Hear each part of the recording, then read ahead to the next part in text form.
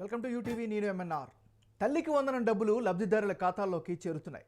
రాష్ట్రమంతా తల్లుల ముఖాల్లో చిరునవ్వులు పూస్తున్నాయని తెలుగుదేశం పార్టీ నేతలు చెబుతున్నారు. ఇప్పటికే చాలామంది తల్లుల ఖాతాల్లో డబ్బులు జమ అయ్యాయని స్క్రీన్ షాట్స్ తీసి మరీ సోషల్ మీడియాలో షేర్ చేస్తున్నారు తెలుగుదేశం పార్టీ, అదేవిధంగా కూటమి ప్రభుత్వానికి సంబంధించినటువంటి నాయకులు. మా ప్రభుత్వం విశ్వసనీయత వైపు అడుగులు వేస్తుందని, చెప్పిన మాట నిలబెట్టుకుంటుందని ముఖ్యమంత్రి చంద్రబాబు నాయుడు అన్నారు. వైసీపీ కన్నా 2 రెట్లు ఎక్కువే తాము ప్రజలకు ఇస్తున్నామని తెలియజేశారు. అసలు గత ప్రభుత్వంతో తమ ప్రభుత్వానికి పోలికే లేదని చంద్రబాబు చెబుతున్నారు.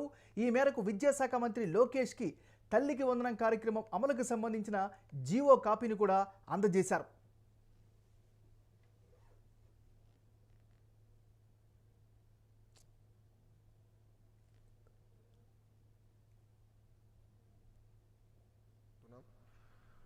ఆనాడు చాలా స్పష్టంగా ఎంతమంది పిల్లలుంటే అంతమంది పిల్లలకి తల్లికి వందనం ఇస్తానని హామీ ఇచ్చాం. దాంట్లో భాగంగా జియో ఇచ్చాం. ఈ రోజు నుంచి డబ్బులు తల్లుల అకౌంట్లో కూడా పడితే 13,000 రూపాయలు తల్లి అకౌంట్లో పడుతుంది. 2,000 రూపాయలు మెయింటెనెన్స్ గ్రాంట్ కింద స్కూల్స్లో మెయింటెనెన్స్ కోసం ప్రభుత్వం ఆ నిధులు కూడా ఖర్చు పెడతాం జరుగుతుంది. సో భారతదేశంలో ఎవరు చేయని విధంగా సంక్షేమ అభివృద్ధి కార్యక్రమాలు ప్రభుత్వం ఈరోజు చేస్తాం జరుగుతుంది. గౌరవ ముఖ్యమంత్రి చంద్రబాబు నాయుడు గారి నాయకత్వంలో సంక్షేమ అభివృద్ధి అనేది ఈ ప్రభుత్వానికి జోడెద్దుల బండి. మాకు చాలా క్లియర్ మ్యాండేట్ ఇచ్చారు. 2 మీరు తీసుకెళ్ళాలి. ఒక పక్కన ఉద్యోగాలు, ఉపాధి, అభివృద్ధితో పాటు సంక్షేమం కూడా చేస్తూ ప్రజలు ఏ ఆస్తి అయితే ఈ కూటమిని 94% సీట్లు ఇచ్చి గెలిపించారో ఆ ఆశని మనం నిలబెట్టుకోవాల్సిన బాధ్యత, నెరవేర్చాల్సిన బాధ్యత మా పైన ఉందని కేబినెట్ మీటింగ్లో కూడా గౌరవ ముఖ్యమంత్రి గారు చెప్తాం జరిగింది. సో ఈ తల్లికి వందనం కింద దాదాపు 60% కుటుంబాలలో 2 కన్నా ఎక్కువ మంది పిల్లలు ఉండటం జరుగుతుంది.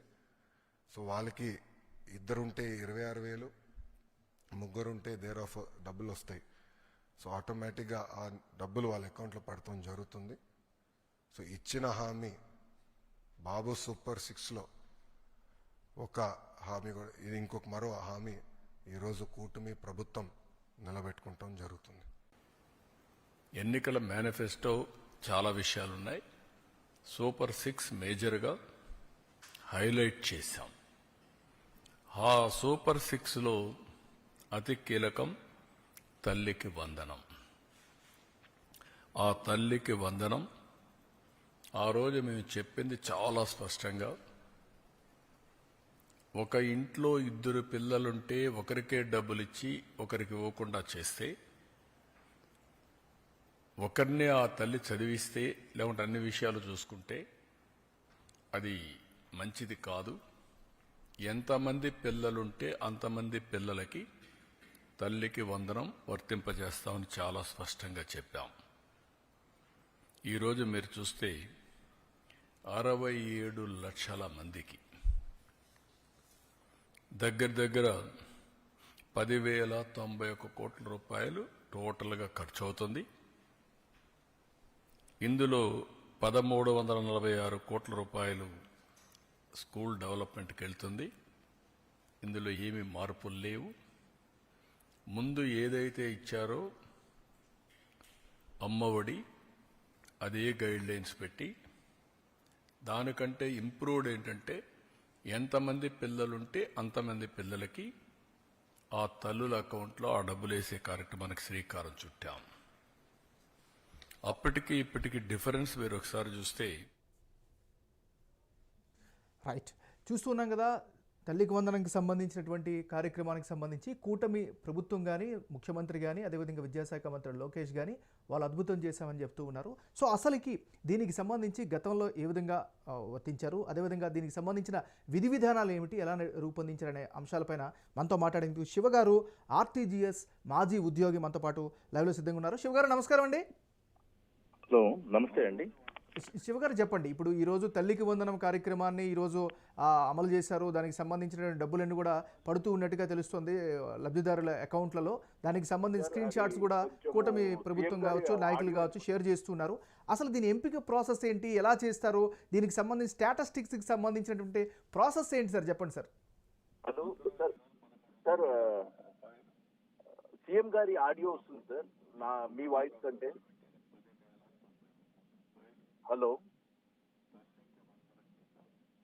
హలో సార్ ఇప్పుడు నా వాయిస్ ఓకేనా సార్? మీ వాయిస్ వస్తుంది సార్. సార్ సీఎం గారి ఆడియో వినపడుతుంది. సీఎం గారు ఆడియో మీకు వినిపిస్తుందా? మీ వాయిస్ కంటే సీఎం గారిది ఎక్కువ ఆడియో ఉంది. ఓకే, ఇప్పుడు సార్ ఇప్పుడు ఎలా ఉంది సార్? ఓకేనా సార్? Yeah good. ఇప్పుడు మీ వాయిస్ ఇన్పుట్. సార్ ఈ మొత్తం ప్రాసెస్ అంతా ఏ విధంగా జరుగుతుంది? దీని లబ్ధిదారుల ఎంపిక ప్రాసెస్ ఏంటి? దాని గురించి వివరాలు ఏంటి సార్? నమస్కారం అండి, అందరికీ నమస్కారం సార్. గత ప్రభుత్వంలో, జగన్ గారి ప్రభుత్వంలో అమ్మఒడి అనేది చాలా సింపుల్ గానే ఉండేది. అది యూడిఐసి దాని ప్రకారము, యూడిఐసి అనే ఒక పోర్టల్ ప్రకారము స్టూడెంట్ల డేటాబేస్ ఉంటుంది. ప్రతి ఒక్క స్కూల్ ప్రిన్సిపల్ దాంట్లో స్టూడెంట్ల రిజిస్ట్రేషన్ ని అప్డేట్ చేస్తారు. ఆ యూడిఐసి ప్రకారము మనము డేటా తీసుకుంటాము. ఆ డేటా ప్రకారము గతంలో విద్యాశాఖ డిపార్ట్మెంట్, ఆ శాఖ వారు వాళ్ళ పోర్టల్లో యూడిఐస్ లో ఉన్న డేటా, విద్యార్థుల డేటాను దాంట్లో అప్లోడ్ చేసిన తర్వాత as per the government norms ప్రకారము గవర్నమెంట్ ఒక పాలసీ తీసుకుంది. ఆ గవర్నమెంట్ పాలసీ ప్రకారము 6 స్టెప్ వ్యాలిడేషన్ వేసిన తర్వాత అనేది సెకండ్ స్టెప్ లో 6 స్టెప్ వ్యాలిడేషన్ తీసుకుంటే, థర్డ్ స్టెప్ లో తర్వాత ప్రతి ఒక్కరి ఆధార్ కి బ్యాంక్ కి మ్యాపింగ్ అయిందా లేదనేది ఎన్పిసిఐ డిపార్ట్మెంట్ తో మనము వెరిఫై చేసుకుంటాము. అది థర్డ్ స్టెప్ లో ఎన్పిసిఐ యాక్టివేట్ అయిపోతుంది. ఫైనల్ గా మనకు ఎలిజిబిలిటీ లిస్ట్ వస్తుంది. ఆ లిస్ట్ ప్రకారం మనము సీఎం గారికి ఆ లిస్ట్ చూపించడం జరుగుతుంది. సీఎం గారు దానికి ఫైనాన్షియల్ అప్రూవల్ పంపించాక ఫైనాన్షియల్ డిపార్ట్మెంట్ దాని అమౌంట్ క్లియర్ చేస్తే ఆటోమేటిక్ గా మనము సీఎం గారు పోర్టల్ ని లాంచ్ చేస్తారు. లాంచ్ చేస్తూనే ఆధార్ రిలేటెడ్ బ్యాంక్ లో ప్రతి ఒక్క విద్యార్థి తల్లి అకౌంట్ లో అమౌంట్ పడిపోతుంది. అది గతంలో చాలా సింపుల్ గా 3-4 స్టెప్స్ లో అయిపోతుంది. ఇప్పుడు ఈ ప్రభుత్వము అనేది నేను వీళ్ళు చెప్పడం ప్రకారము యూడిఐసి ఈ సంవత్సరము 87,41,885 అని ఉంటే, మన ప్రజెంట్ చంద్రబాబు గారు సిబిఎన్ గారి గవర్నమెంట్ ఇస్తున్నది 54,94,700 మంది విద్యార్థులకు ఎలిజిబిలిటీ అని చెప్తున్నారు. ఆ ఎలిజిబిలిటీ కూడా సచివాలయంలో పెడుతున్నామంటున్నారు. ఇమ్మీడియట్లీ ఈ 54 లక్షల మందికి రిలీజ్ అయితే చేయట్లేదు, సచివాలయానికి పంపిస్తున్నారు. నాకు ఉన్న ఎక్స్పీరియన్స్ ఏంటంటే, నిన్ననే మాకు మా ఓన్ విలేజ్ లోంచి కాలు రావడం ఏంటి జరిగిందంటే, మాకు ఇలా లిస్ట్ వచ్చింది కానీ అమౌంట్ రాలేదు, మళ్ళా రీవెరిఫికేషన్ అంటున్నారు, ఏంటి ఇది అని నన్నే అడుగుతున్నారు. నేను కూడా ఏంటంటే దీని గోత్రూలో వెళ్ళాలి, గవర్నమెంట్ పాలసీ ఏముంది, తర్వాత దాని రూల్స్ అండ్ రెగ్యులేషన్ ఏం పెట్టారు. ఇంతకుముందు 6 స్టెప్ వ్యాలిడేషన్ తీసుకున్నారు, ఇప్పుడు 6 స్టెప్ వ్యాలిడేషన్ కాకుండా అదనంగా ఏదో తీసుకున్నట్టు కనబడుతుంది. ఎందుకంటే చాలా తగ్గాయి, 54 లక్షలు పరిమితం చేశారు కాబట్టి. ఇంకా ఏమేమి చెప్పారు, మళ్ళా సీఎం గారు చెప్పడం ప్రకారము 30వ తారీఖు ఫైనల్ లిస్టు అప్డేట్ చేస్తా అంటున్నారు. ఇప్పుడు 54 లక్షల్లో ఇంకా తగ్గుతుందా పెరుగుతుందా అనేది మనం 30వ తారీఖు చూడాలి. ఎందుకంటే ఇప్పుడు చిన్న బేసిక్ కన్ఫ్యూజన్ ఏంటంటే, గతంలో ఇంటికి ఒక్కరికే అమ్మఒడి అప్పట్లో ఇచ్చారు, ఇప్పుడు ఇంట్లో ఉన్న పిల్లలందరికీ కూడా ఇస్తామని చెబుతున్నప్పటికీ కూడా ఎందుకు ఈ సంఖ్య తగ్గింది అనేది ఒక క్వశ్చన్ సార్. అదే సార్, ఇప్పుడు ఆ ప్రకారం ఎత్తుకున్నా కానీ మీకు ఇంటికి నలుగురు అంటే గతంలో మీ ప్రకారము మనము నలుగురైనా ఎంతమంది ఉన్నా కానీ మనకు స్కూల్ రిజిస్టర్ అనేది ఒకటి ఉంది, ఆల్రెడీ ఒక డేటా బేస్ ఉంది. ప్రతి ఒక్క స్టూడెంట్ డేటా బేస్ యూడిఐసి మనం సెంట్రల్ గవర్నమెంట్ మెయింటైన్ చేస్తుంది కాబట్టి, ఆ విద్యార్థులను తీసుకున్న ఆ ప్రకారం ఇచ్చుకున్న 87 లక్షల మంది ఎలిజిబిలిటీ స్టూడెంట్స్ ఉన్నారు.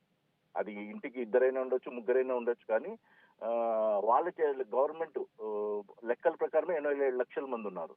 అంటే 54 లక్షల మంది మాత్రమే ఇస్తున్నారంటే ఏమేమి కండిషన్స్, ఏమేమి పారామీటర్స్, గవర్నమెంట్ ఇచ్చిన కండిషన్స్ ఏంటనేది మనం చూడాలి. ఇంకా దాని గురించి ఇంకా పూర్తిగా వివరాలు తెలియదు. వాళ్ళు ఎంతవరకు ఉన్నా కానీ ఒక 54 లక్షల మందిని ఐడెంటిఫై చేసి ఆ ఎలిజిబుల్ ని ప్రతి ఒక్క సచివాలయానికి పంపించారనేది మనకు వచ్చిన అప్డేట్.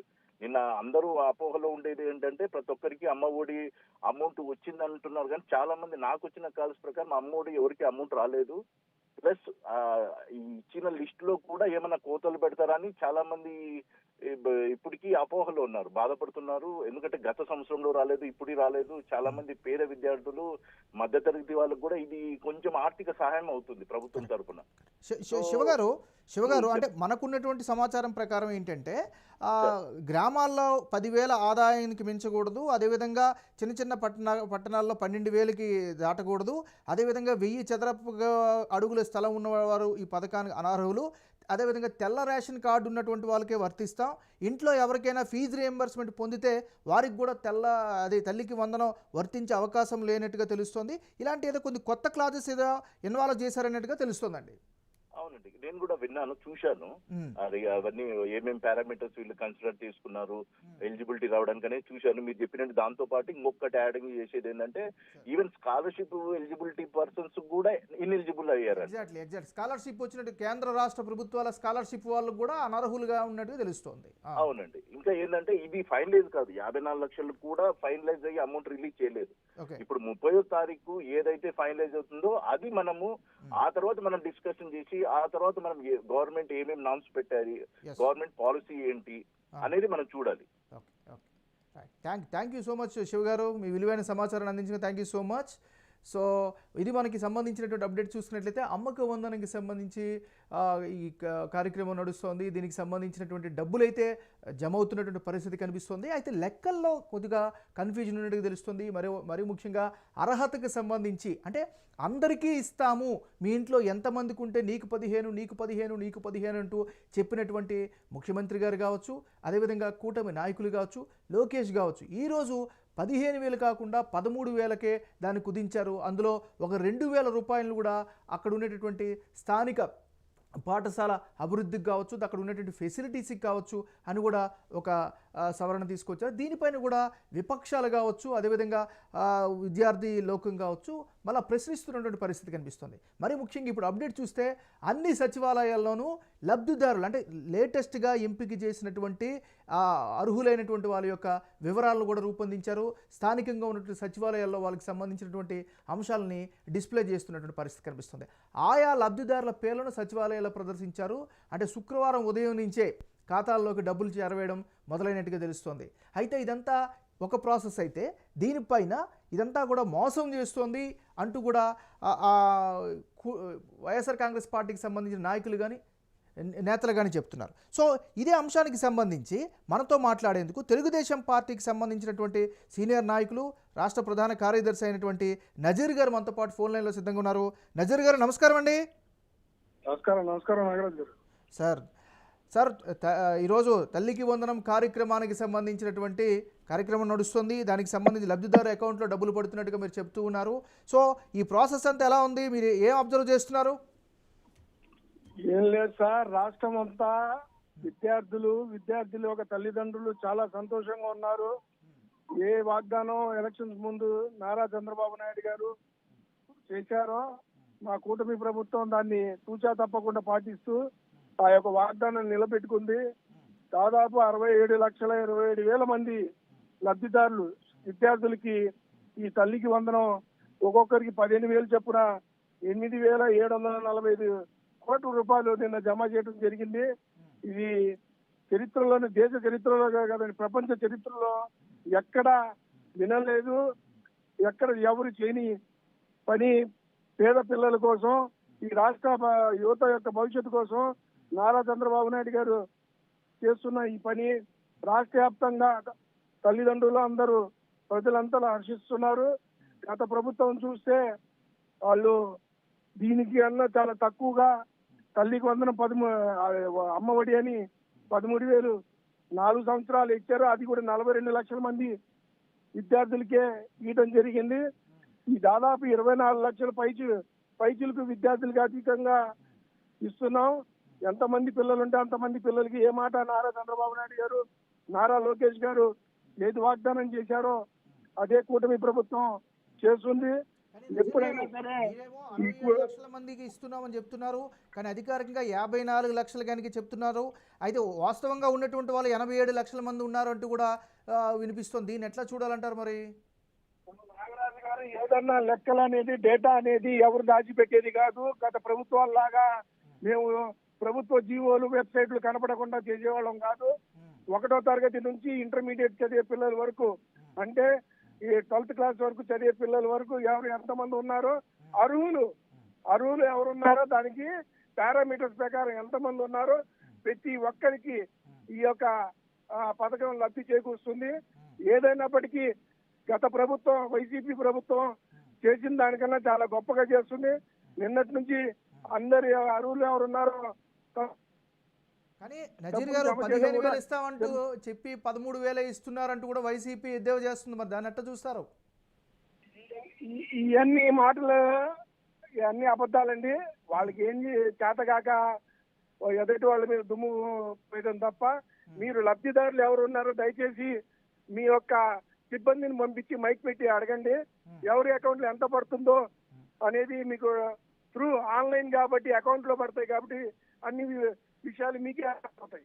అంటే మీరు ఇచ్చిన హామీలన్నీ పూర్తిగా నెరవేర్చుకుంటున్నారు, ప్రజలు హ్యాపీగా ఉన్నారని మీరు భావిస్తున్నారా? మరి పూర్తిగా ఏ హామీలు ఇచ్చారో పూర్తిగా అన్ని విధాలుగా ప్రజలకి చేరే విధంగా నారా చంద్రబాబు నాయుడు గారు కూటమి ప్రభుత్వం చర్యలు తీసుకునేది. అలాగే ఏ హామీలు ఇవ్వకుండా కూడా అనేకమైన సంక్షేమ పథకాలు ప్రజలకి చేకూర్చే విధంగా, ప్రజలకి ఏది కావాలో అది సమకూర్చే విధంగా ఈ ప్రభుత్వం వెళ్ళిందని తెలియపరుస్తున్నా. కానీ తల్లికి వందనం కాదు మోసం అంటూ కూడా వైసీపీ ఇప్పటికే సోషల్ మీడియా వేదికగా క్యాంపెయిన్ చేస్తుంది, విమర్శిస్తుంది, మీ గురించి సంబంధించి స్టాటిస్టిక్స్ చెప్తుంది. దాన్ని ఎట్లా చూస్తారు? మరి వాళ్ళు మోసగాళ్ళండి.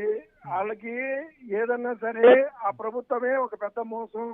వాళ్ళు మాట్లాడేది కేవలం టీవీల్లో కూర్చొని ఆచరణ కాని మాటలు, సాధ్యం కాని మాటలు ప్రజలకు చెప్పి మోసం చేశారు కాబట్టి వాళ్ళని ప్రజలు 11 సీట్లు ఇచ్చి మూలలో కూర్చోబెట్టారు. ఇంకా వాళ్ళు మారకపోతే ఇంకా భవిష్యత్తులో ఇంకా ప్రజలు బుద్ధి చెప్తారని తెలియజేస్తున్నాను. సరే, ఫైనల్గా ఏం చెప్తారు ప్రజలకు కానీ మీ స్థానికంగా ఉన్నటువంటి నాయకులకు కానీ ఏం చెప్తారు? మరి ఏదన్నా సరే నారా చంద్రబాబు నాయుడు గారు, నారా లోకేష్ గారు, కూటమి ప్రభుత్వం పేద బడుగు బలిగిన వర్గాల కోసం, అలాగే మైనార్టీల కోసం, ఎస్సీలు, బీసీలు, ఎస్టీలు, అలాగే అగ్రవర్ణం అందరు సంక్షేమం కోరుకునే పార్టీ.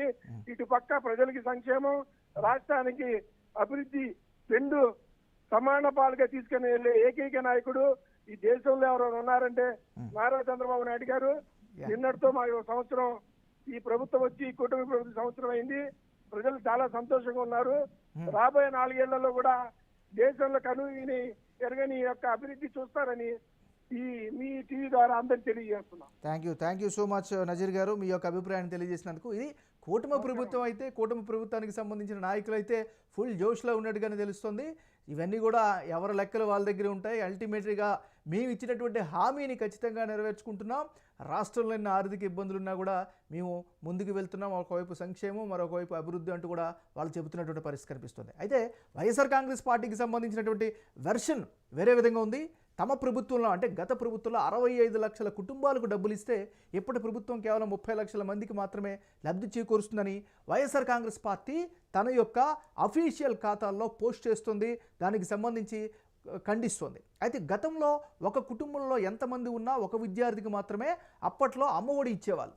ఇప్పటి ప్రభుత్వం మాత్రం ఒక ఇంటిలో 2 3 ప్రతి ఒక్కరి పేరు మీద డబ్బులు అయితే జమ చేస్తున్నట్లుగా చెబుతున్నారు.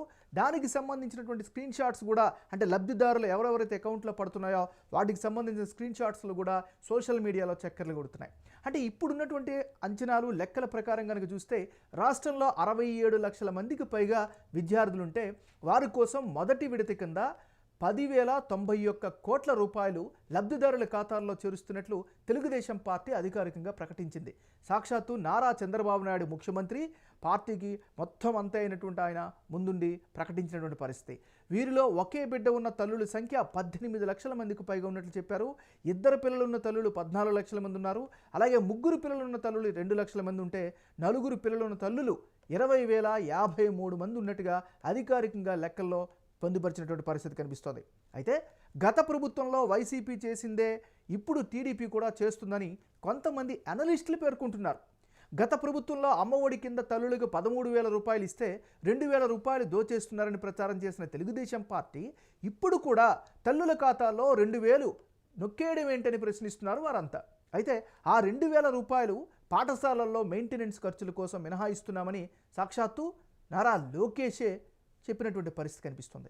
ఇది ఈ కార్యక్రమానికి సంబంధించినటువంటి రకరకంగా ఉన్నటువంటి అన్ని రకాల వాదనలు కావచ్చు, అభిప్రాయాలు కావచ్చు. అంటే మౌలికంగా చూస్తే గత ప్రభుత్వంలో లబ్ధి పొందుతున్న కుటుంబాలు ఎక్కువ ఉండేవి. ఇప్పుడు లబ్ధి పొందిన విద్యార్థులు ఎక్కువ ఉన్నారు. అంటే ఆర్భాటంగా ప్రతి ఇంటికి ఇస్తామన్న ప్రభుత్వం ఇప్పుడు ఎందుకు దాన్ని తగ్గిస్తుందని వైఎస్ఆర్ కాంగ్రెస్ పార్టీ నాయకులు విమర్శలు చేస్తున్నారు. పైగా నానా రకాల ఆంక్షలతో భవిష్యత్తులో కూడా లబ్ధి పొందుతున్న కుటుంబాలను మరింతగా కుదించే అవకాశం కనిపిస్తుందని కూడా వారంతా కూడా వాదిస్తున్నటువంటి పరిస్థితి కనిపిస్తుంది. సో ఏదైనా సరే రాజకీయపరమైనటువంటి వైరుధ్యాలు ఆంధ్రప్రదేశ్లో గత 7-8 సంవత్సరాల నుంచి చూస్తున్నా అది పీక్స్లోకి వెళ్తుంది. సో అల్టిమేట్గా లబ్ధి పొందుతున్నటువంటి ప్రజలు హ్యాపీగా ఉన్నారా లేదా, వాళ్ళ యొక్క వెర్షన్ ఏంటి అనేది రానున్న రోజుల్లో పూర్తిగా తెలిసే అవకాశం కనిపిస్తుంది.